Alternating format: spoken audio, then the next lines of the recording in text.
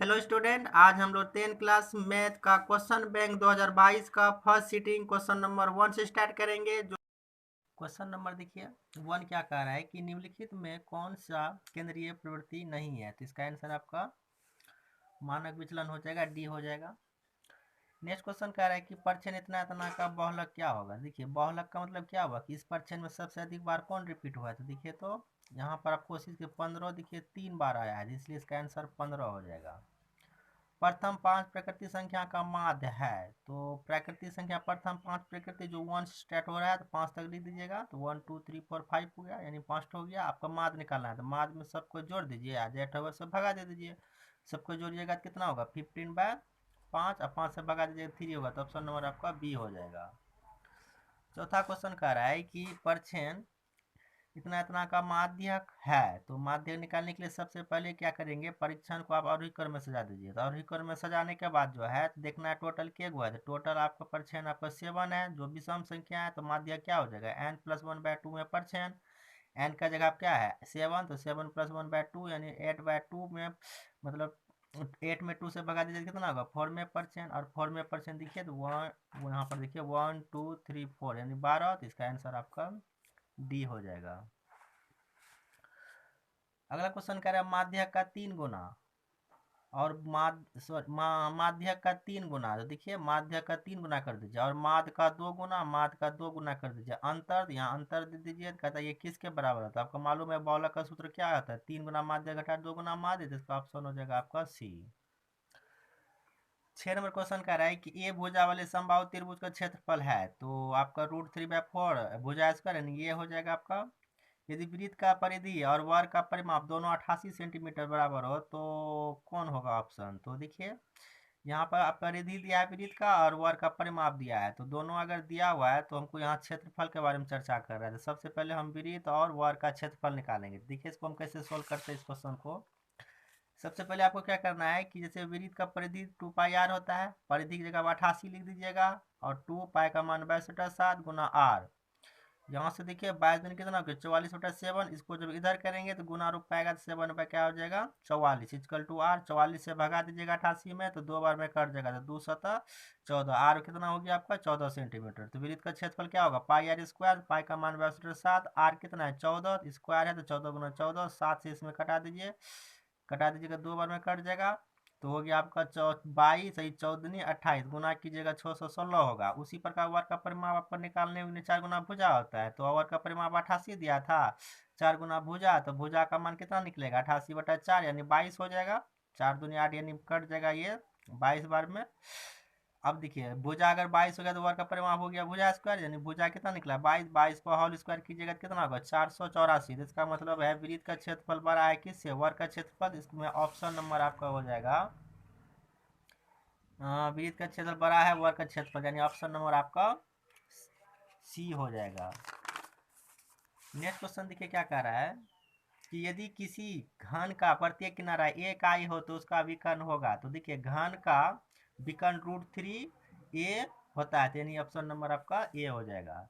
Are त्रिज्या वाले capital R त्रिज्या वाले बिछाई कैपिटल एच वाले एक लंबवृत्तीय शंकु का आयतन। तो शंकु का आयतन क्या होता है 1/3 πr² h होता है। तो यहाँ आर बड़ी कहाँ है देखिए तो यहाँ पर है गया, आपको ये बी नंबर ऑप्शन हो जाएगा। यदि दो वृत्तों का क्षेत्रफल का अनुपात इतना है तो उनकी त्रिज्याओं का अनुपात क्या होगा। तो देखिए पहला वृत्त का क्षेत्रफल हो गया πr1/² और दूसरा वृत्त का क्षेत्रफल πr2/²। और दोनों का अनुपात कितना दिया है 4/25। यहाँ 4/25 लिख दीजिए, यानी 4:25 है ना। इसको हम बटे में भी 4:4/25 लिख सकते हैं। पाई पाई कैंसिल, तो इसको r1/r2 का होल स्क्वायर भी लिख सकते हैं, और इसको 2/5 का भी होल स्क्वायर लिख सकते हैं। ठीक है, ये घात बराबर हुआ तो आधार सेम होगा, जो r1/r2 इक्वल टू 2/5। इसको लिख देंगे अनुपात में 2:5, जो आपका ऑप्शन नंबर डी हो जाएगा। 11 नंबर क्वेश्चन कह रहा है कि साइन 30 डिग्री बटा कोस 30 डिग्री गुना कोट 30 डिग्री कितना होगा। समझे ना। तो यहाँ पर देखिएगा आपको साइन बटा कोस क्या होता है टेन थीटा, क्योंकि थीटा सेम है। आपको मालूम होगा ये कोट थीटा है तो आपको मालूम है tan theta into cot theta 1 होता है। यहाँ भी थीटा सेम है तो इसका आंसर 1 हो जाएगा, जो ऑप्शन नंबर आपका डी में है। 12 नंबर क्वेश्चन कह रहा है कि 1 - 10² 45 डिग्री बटा 1 + 10² 45 डिग्री। तो देखिए 1 - 10 45, 10 45 का मान 1 1 पे स्क्वायर 1 प्लस फिर यहाँ पर भी 1 पे स्क्वायर हो जाएगा, तो आपको सोल्व कीजिएगा 0/2 जो 0 होगा, जो 0 साइन के पदों में साइन 0 का मान है, जो ऑप्शन नंबर आपका बी हो जाएगा। 13 नंबर क्वेश्चन कह रहा है कि बिंदु 7, 10 का किस पाद में है। तो आपको मालूम है कि प्लस प्लस रहता है, तो प्रथम पाद में होता है माइनस प्लस, यानी एक्स का ये माइनस वाई का प्लस रहेगा तो द्वितीय पाद में। फिर देखिए एक्स का माइनस और वाई का माइनस तृतीय पाद में, एक्स का प्लस वाई का माइनस, ठीक है, चतुर्थ पाद में होता है। यहाँ देखिए दोनों साइन प्लस प्लस है, इसका मतलब प्रथम पाद में, तो ये आपका ऑप्शन नंबर ए हो जाएगा। ठीक है, इस क्वेश्चन को आप लोग अच्छी तरह से इसको मतलब डायग्राम को इसको अच्छा याद रखिएगा, समझे कि पहले एक्स अक्ष लिखा जाएगा, इसलिए पहले एक्स अक्ष का ये प्लस होगा, फिर वाई अक्ष का भी प्लस, ये एक्स अक्ष का ही पहले लिखेंगे माइनस प्लस, एक्स अक्ष का माइनस, वाई अक्ष का प्लस, और ये आपका एक्स अक्ष का पहले प्लस लिखिएगा तब माइनस। ऐसे क्वाड्रेंट बना करके आपको जो यहाँ पर साइन बता रहा है उसके अनुसार आप इसको लगा सकते हैं। 14 नंबर क्वेश्चन कह रहा है कि टेन 45 डिग्री अनुपात टेन 60 डिग्री का मान क्या होगा। टेन 45 का मान 1 हो गया, टेन 7 का मान √3 हो गया, जो आपको ऑप्शन नंबर कहाँ मिलेगा, सी नंबर हो जाएगा। चलिए क्वेश्चन नंबर अगला देखिए, 15 नंबर क्वेश्चन क्या कह रहा है कि एक्स अक्ष पर स्थित किस बिंदु पर निर्देशांक का रूप होगा। देखिए एक्स अक्ष पर जो है एक्स का कुछ न कुछ मान होगा, वाई का 0 होगा, तो आपका ऑप्शन नंबर आपका ए हो जाएगा। एक क्षण की लंबाई और उसकी छाया का अनुपात 1/√3 है, तो वे कहता है सूर्य का उन्नयन कौन होगा। तो मान लीजिए कि ये आपका क्या है, ये एक प्रकार का एक क्षण की लंबाई है और इसकी छाया होगी आपका ये, समझे ना, इसका दोनों का अनुपात कितना दिया था 1/√3। इसका मतलब है कि क्षण की लंबाई हो गया 1 और छाया की लंबाई हो गया √3। तो आपको मालूम है कि अगर यहाँ उन्नयन कोण बन रहा है तो ये थीटा हो गया, तो थीटा के सामने वाला ये क्या हो गया लंब, ये हो गया आपका आधार, जो आपको हो जाता है कि ये टेन में, तो टेन थीटा 1/√3। तो यहाँ टेन के पदों में 1/√3 किसका मान है, टेन 30 का मान है, तो आपका देखिए तो थीटा कितना हो गया 30 डिग्री, तो ऑप्शन नंबर आपका ए हो जाएगा। 17 नंबर क्वेश्चन देखिए क्या कह रहा है कि मूल बिंदु से मतलब मूल बिंदु से बिंदु इतना की दूरी क्या होगा। तो मूल बिंदु से किसी बिंदु के बीच की दूरी x square plus y square होता है। एक्स का मान हो गया माइनस एक्स का होल स्क्वायर प्लस वाई का मान वाई है, तो जब सोल्व कीजिएगा x square plus y square, जो ऑप्शन नंबर आपको कितना आएगा, सी नंबर मिल जाएगा। सॉरी सी नंबर नहीं होगा बल्कि यहाँ पर ए नंबर हो जाएगा। 18 में क्वेश्चन कहता है बिंदु इतना और इतना के बीच की दूरी, तो दूरी के सूत्र लगाइए, x2 घटा x1, तो ये हो गया x1 y1, ये x2 ये y2, तो x2 घटा x1, तो 8 घटा 5 का होल स्क्वायर, फिर 11 घटा 7 का होल स्क्वायर, 8 में 5 गया 3 का होल स्क्वायर, 11 में 7 गया 4 का होल स्क्वायर, 3 3 9, 4 4 16, 9 25, यानी 5 हो जाएगा इसका आंसर, जो बी में हो गया। 19 नंबर क्वेश्चन कह रहा है कि रेखा y = 4 का आलेख निम्न से किस बिंदु से होकर गुजरेगी। देखिए जब y मतलब y के मान से ये y अक्ष है, तो y अक्ष के मान से कहीं यहाँ पर 4 है, तो 4 है तो वो x के समांतर जाएगा वो लाइन, तो कहता है इसमें किस बिंदु पर जाएगा, तो इस पर जाएगा। देखिए तो 4x का 4 तो यहाँ होगा, y का 2 इस बिंदु भी नहीं जाएगा, 2x का 2 देखिए कहाँ है y, x का 2 यहाँ, y का 4 कहाँ होगा, तो y का 4 आपका यहाँ पर होगा, इसका मतलब है इस बिंदु पे गुजरेगा, जिसका ऑप्शन नंबर आपका करेक्ट बी हो जाएगा, समझे ना। उसी प्रकार कहता है 20 नंबर में मूल बिंदु का निर्देशांक है, तो मूल बिंदु का निर्देशांक 0,0 हो जाएगा। अगला कह रहा है किस नंबर में निम्नलिखित में कौन सबसे छोटी प्राकृतिक संख्या है। तो सबसे छोटी प्राकृतिक संख्या किसको बोलते हैं, गिनती की संख्या को प्राकृतिक संख्या बोलते हैं। तो 1 से स्टार्ट होगा तो वही ना होगा ना छोटी प्राकृतिक संख्या, तो जो ऑप्शन नंबर सी हो जाएगा। निम्नलिखित में कौन सी परिमेय संख्या है, तो परिमेय संख्या जो p/q के रूप में लिखा जा सकता है। जैसे 25 को वर्गमूल क्या होता है 5, इसको 5/1 होता है, तो ये परिमेय संख्या है, इसलिए ऑप्शन नंबर ये हो जाएगा। ये देखिए ये सब आपको सब अपरिमेय है। 23 नंबर क्वेश्चन कह रहा है निम्नलिखित में कौन सी अपरिमेय संख्या है, तो इसमें हो जाएगा आपका, इसमें अपरिमेय बोल रहा है, देखिए इसका वर्गमूल 4 होगा, ये परिमेय हो गया, इसका 3 बटा कितना हो जाएगा, इसको काटिए ना, 9 क्या 9 9 27, तो इसका हो जाएगा आपका 1/3 हो जाएगा, यानी 1/√3 हो जाएगा, क्योंकि 1 का वर्गमूल 1√3, ये तो आपका अपरिमेय हो गया, ये भी अपरिमेय है, ये भी आपका अपरिमेय है। तो कहता है कि निम्नलिखित में कौन सी संख्या अपरिमेय है, तो उसे तो अपरिमेय आपका इसमें ये हो जाएगा ऑप्शन नंबर, सॉरी ये भी परिमेय, ये ही आपका ऑप्शन हो जाएगा, ये आपका परिमेय है, ये भी परिमेय हो जाएगा। ये भी देखिए √5 गुना √5 कितना होगा 5 होगा, ये भी परिमेय है, तो ये देखिए 1/√3, √3 एगो अपरिमेय है, इसलिए अपरिमेय बोल रहा है, इसलिए ऑप्शन नंबर आपका सी हो जाएगा। 24 नंबर क्वेश्चन देखिए क्या कह रहा है। यदि P और Q का दो आभास संख्या है तो उसका मोसो क्या होगा। दो आभास संख्या P या Q हो या ABCD कोई दो संख्या हो, उसका मोसो आपका जो क्रमागत आभास संख्या उसका मोसो 1 होता है।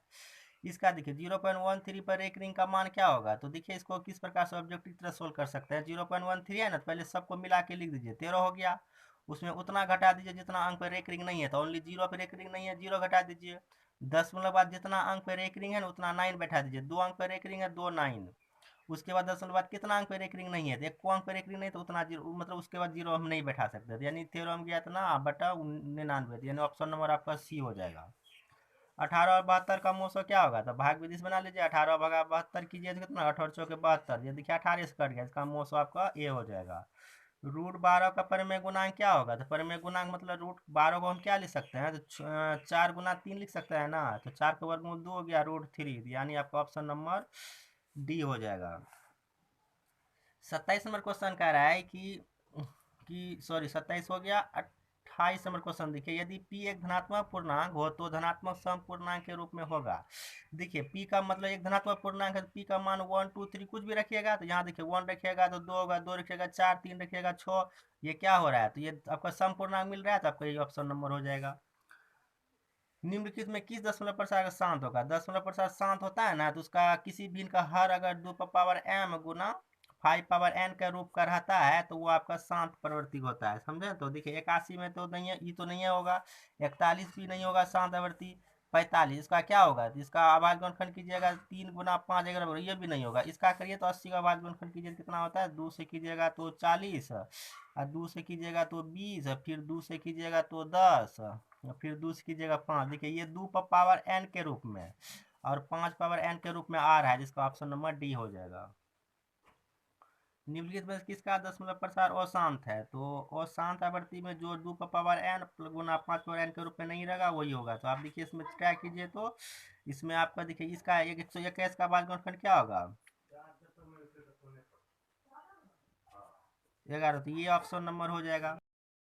नेक्स्ट क्वेश्चन कह रहा है कि यदि थीटा और पूरक कोण है तो इसमें कौन सा ऑप्शन सही होगा। देखिए कोस थीटा कोस फाई के लिए तो बराबर नहीं होगा, और आपका सेक थीटा कोस से, देखिए इसमें दो ही चीज आपका बराबर होता है, एक हो गया आपका साइन और कोस के लिए, एक होता है सेक और फाई के लिए, तो ऑप्शन नंबर ये बी हो जाएगा आपका। 32 नंबर क्वेश्चन कह रहा है कि sine square 75 degree plus sine square 15 degree क्या होगा। तो देखिए हम ये चीज यहाँ पर लिख लिया, इसमें एक ठोक चेंज कर दीजिए, जैसे इसको साइन स्क्वायर लिख दीजिए, इसमें 90 में कितना घटाएंगे, 75 होगा, तो 90 में हम 75 घटा देंगे तो हमको 15 डिग्री मिल जाएगा। तो यहाँ पर जो है हम लोग क्या करेंगे, साइन स्क्वायर 75 डिग्री पहले से था, प्लस प्लस साइन 90 घटा थीटा क्या होता है, कोस स्क्वायर थीटा, यानी कोस थीटा होता है, स्क्वायर स्क्वायर यहाँ लगा देना। अब देखिए यहाँ फॉर्मूला बन गया, साइन स्क्वायर 75 डिग्री जोड़ कोस स्क्वायर 75 डिग्री कितना हो गया, 1 हो गया, ये सूत्र से आता है, इसका ऑप्शन नंबर बी हो जाए। नंबर जो है 33 देखिए क्या कह रहा है कि 1 प्लस टेन स्क्वायर थीटा क्या होता है, ये सूत्र ही है, आपको मालूम है कि sec square theta minus ten square theta क्या होता है, 1 होता है। तो अगर यदि आपको 10 को उधर ले जाइएगा तो ये हो जाएगा sec square theta equal to 1 plus tan square theta हो जाएगा, तो यानी आपको सेक स्क्वायर, इसका ऑप्शन नंबर बी हो जाएगा। 34 नंबर क्वेश्चन देखिए क्या कह रहा है, 34 नंबर कह रहा है कि 2 into sine square alpha plus cos square alpha क्या होगा। तो देखिए 2 इसमें जो है 2 है, और साइन स्क्वायर अल्फा जो कोस स्क्वायर अल्फा ये तो 1 होता है, तो 2 गुना 1 यानी 2 गुना 1 2 हो जाएगा, इसका ऑप्शन नंबर सी हो जाएगा। 5 नंबर क्वेश्चन कहता है 5 cosec square theta minus 5 coat square theta क्या होगा। तो देखिए इस दोनों में 5 कॉमन आ रहा है, तो 5 कॉमन निकाल देंगे, बचेगा कोस स्क्वायर थीटा, इनमें बचेगा माइनस कोट स्क्वायर थीटा, और ये सूत्र होता है cos square theta minus cot square theta क्या होता है 1, तो 5 गुना 1, तो क्या होगा, इसका आंसर 5 हो जाएगा। 36 नंबर क्वेश्चन कह रहा है कि यदि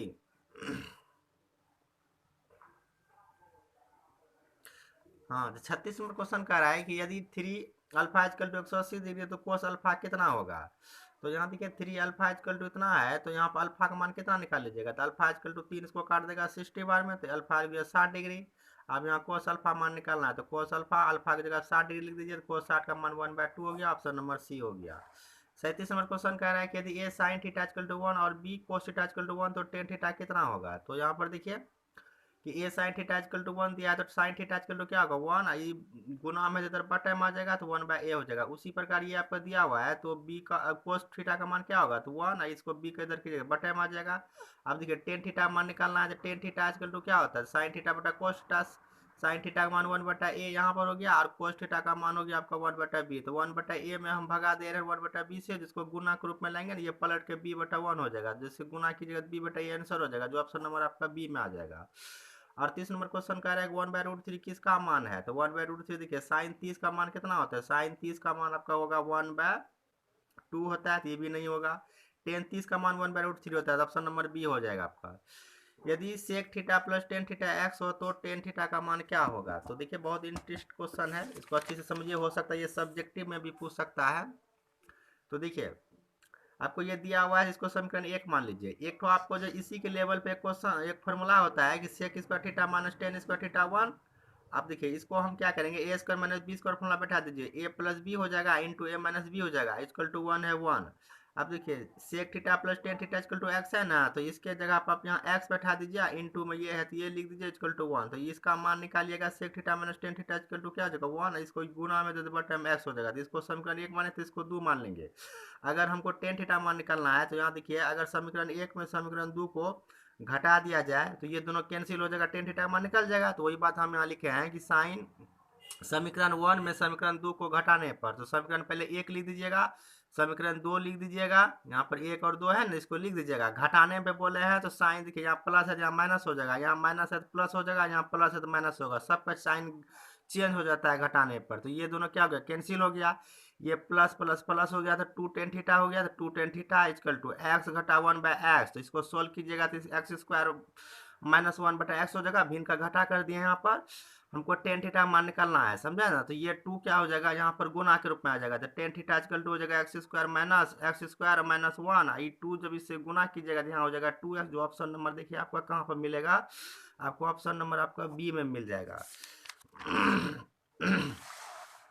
40 नंबर क्वेश्चन देखिए क्या कह रहा है कि sine square alpha plus 1 plus tan square alpha क्या होता है। देखिए साइन स्क्वायर अल्फा को साइन स्क्वायर फाई को जो को त्यों लिखिए प्लस 1/सेक स्क्वायर फाई क्या होता है। तो आपको मालूम है कि देखिए सबसे पहले यहाँ पर देखिए कि साइन स्क्वायर फाई यदि ये लिख दीजिए प्लस है plus 1 plus tan square phi होता है सेक स्क्वायर फाई, ठीक है। तो फिर 1/सेक स्क्वायर फाई होता है कोस स्क्वायर फाई, ये सब फॉर्मूला है, समझे ना। और इसका सूत्र हो जाएगा cos square phi plus sine square phi plus cos square phi 1 हो जाएगा, जो ऑप्शन नंबर आपका ए हो जाएगा।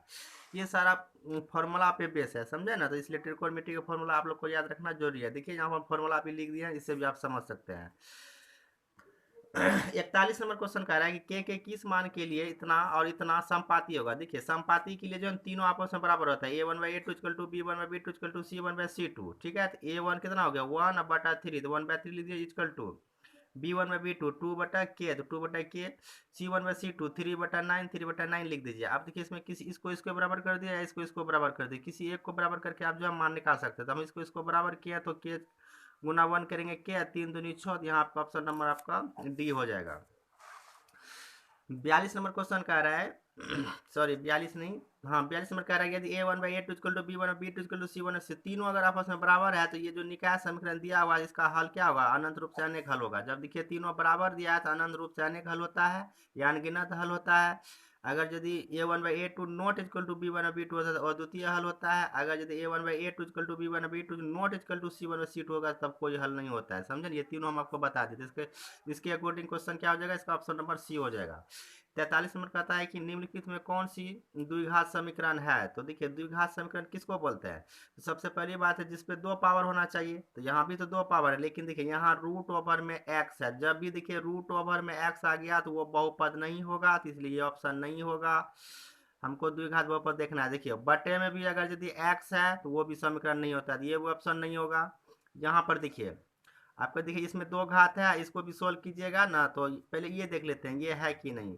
देखिए यहाँ a minus b power whole square का फॉर्मूला बैठिएगा तो यहाँ हमको इससे मिलेगा एक्स पावर 4 मिलेगा, जो ये भी आपका द्विघात बहुपद नहीं होगा। तो ऑप्शन नंबर सी होता है, जो हम एक्सप्लेन करके यहाँ बताया गया कि इसको सोल्व करके देखिए द्विघात जब सोल्व किया गया है तो जैसे इसको a minus b power whole square formula बैठाया गया, जब सोल्व करके आपको रिजल्ट आया x square plus 2x minus 5 equal to 0, तो ये तो द्विघात बहुपद समीकरण है, तो इसलिए ऑप्शन नंबर आपका सी हो जाएगा। आप लोग को याद रखना होगा पहले बहुपद कौन होता है। बहुपद देखिए कभी भी रूट में एक्स नहीं रहता है, बटे में एक्स नहीं रहता है, और एक्स पावर नहीं तो नेगेटिव पूर्णांक होता है, और ना तो कोई बटे वाला पूर्णांक होता है। अगर ये सब अवस्था है तो वो बहुपद नहीं होगा, समझे ना।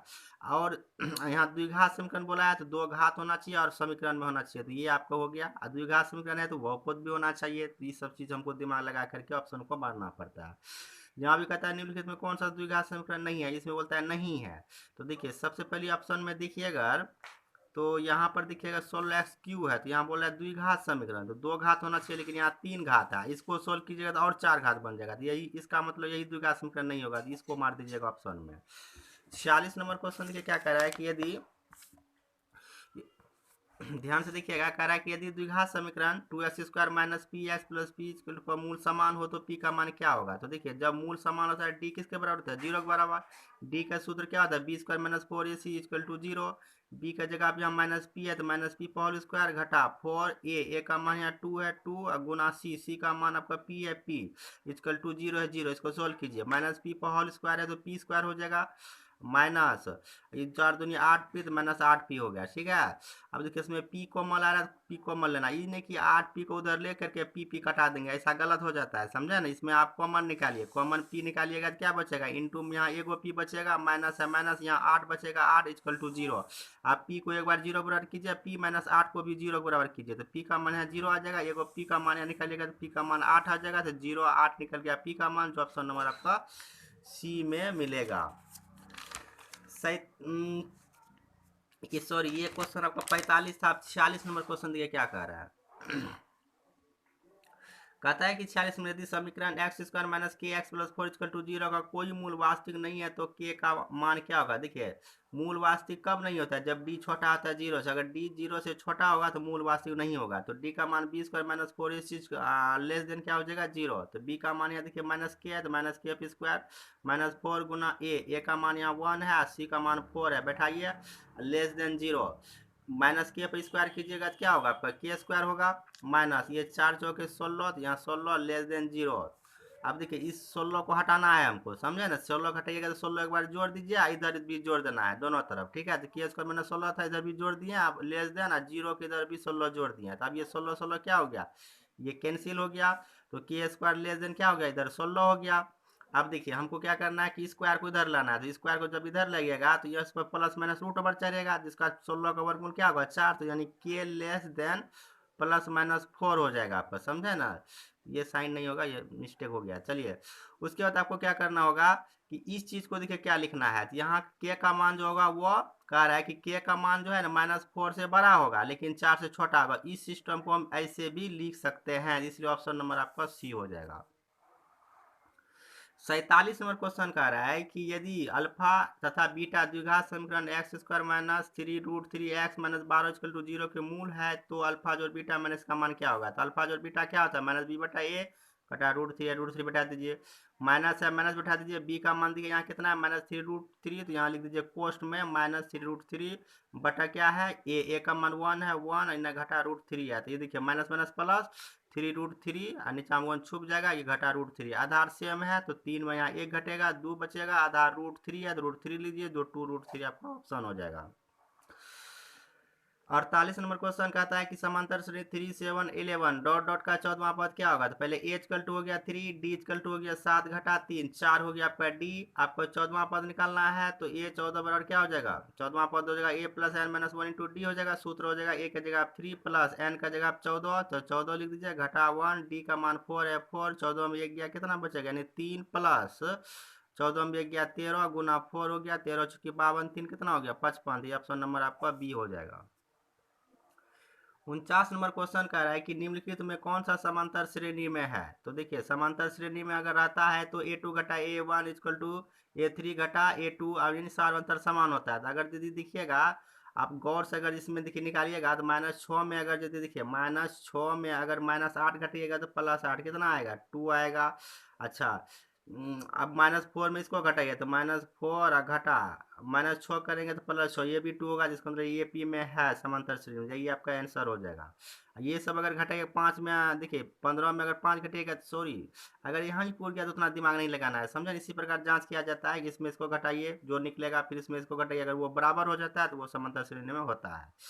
50 नंबर क्वेश्चन देखिए क्या कह रहा है कि समांतर श्रेणी 16 11 इतना इतना का n पद क्या होगा। तो n पद को पहले देखो ये हो गया 16, डी निकालिएगा तो 11 घटा 16, समझे ना। तो कितना निकल गया -5, तो n पद निकालना है। तो n पद का सूत्र होता है a plus n minus 1 into d. A का जगह बैठा दीजिए 16 प्लस n का जगह बैठा दीजिए आप तो कुछ नहीं, n नहीं दिया तो n लिख दीजिए -1 गुना डी का जगह -5 बैठा दीजिए। तो यहाँ से हो जाएगा 16 प्लस ये देखो 5 को इससे भी गुना है, 5 को इससे भी गुना है, तो इसको गुना करेंगे तो -5n होगा, ये माइनस प्लस प्लस 5 प्लस 5 होगा। तो 16 plus minus minus 5n plus plus plus 5, 16 5 21। ठीक है, ध्यान देख लीजिए थोड़ा अच्छा से।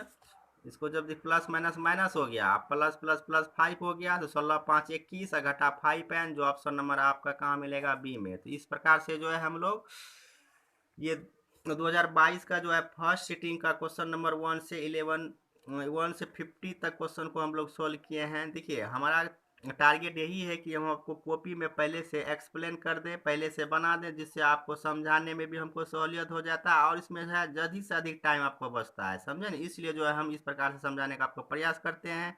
अगर आपको कोई सवाल समझ में नहीं आता है तो वीडियो को फिर से पीछे करके उसको देखिए, 2 बार 3 बार देखिए और कॉपी में लिख लिख के उसका अध्ययन कीजिए। तो आपका अगर यदि मान के चलिए हम 1000 ऑब्जेक्टिव कराने का हमारा लक्ष्य है, अगर इतना 1000 ऑब्जेक्टिव आप सीख जाते हैं तो आप समझिए कि 100 में 100% ऑब्जेक्टिव अबे करेगा। और इसके साथ साथ आप सब्जेक्टिव बनाइएगा, क्योंकि हम जो ऑब्जेक्टिव को सोल्व किए हैं कॉपी में आपको समझाने के लिए सब्जेक्टिव के तरीका ही सोल्व किए हैं। तो चलिए मिलते हैं नेक्स्ट वीडियो में।